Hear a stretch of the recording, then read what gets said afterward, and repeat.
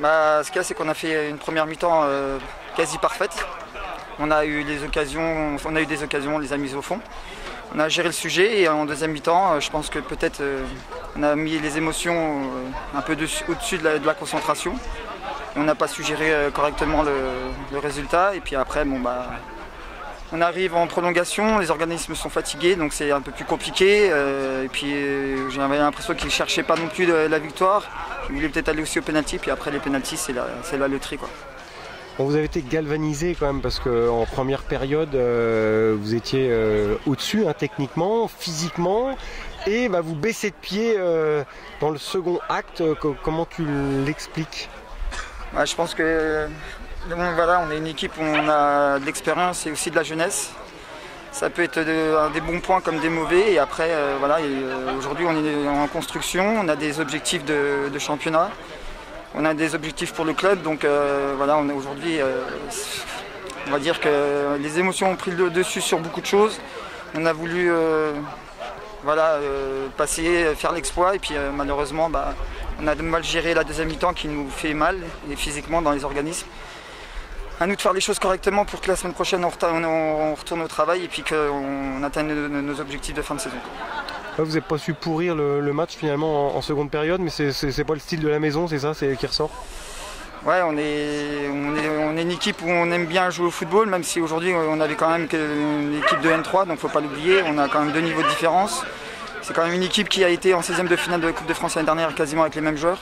Donc il faut retenir les bonnes choses et mettre de côté le mauvais et puis repartir au travail dès mardi. Qu'est-ce que tu as pensé de Bissam justement avec ces 3-4 joueurs là qui techniquement impressionnent? C'est une bonne équipe qui joue au ballon, mais après je pensais que ce serait plus compliqué au niveau du football.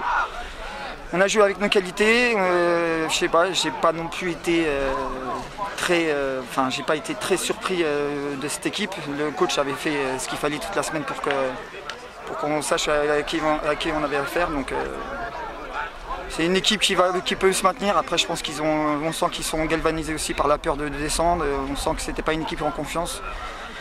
On aurait pu gagner, après on arrive au penalty, c'est la loterie, malheureusement c'est comme ça.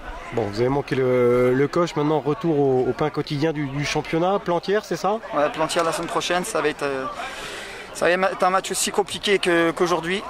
Donc il faut que tout le groupe continue à travailler dès mardi et qu'on aille faire ce qu'il faut là-haut pour justement rester concentré pour l'objectif principal, faire monter la première et faire monter l'équipe B et peut-être l'équipe C aussi.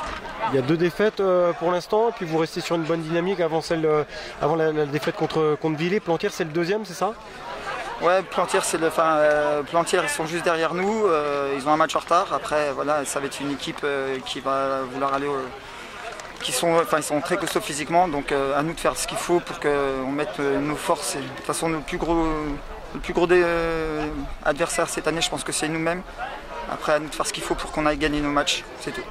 C'est un groupe soudé, il y a de la qualité pour aller au bout cette saison? C'est un groupe soudé, il manque des joueurs qui reviennent de blessures, des Max Bedel, des Sylvain Danglade, des Adrien Gaillot, des Cédric Conneau qui ne sont pas encore dans le groupe, mais ils sont là et ils nous encouragent. On a un gros groupe cette année, il y a moyen de faire quelque chose.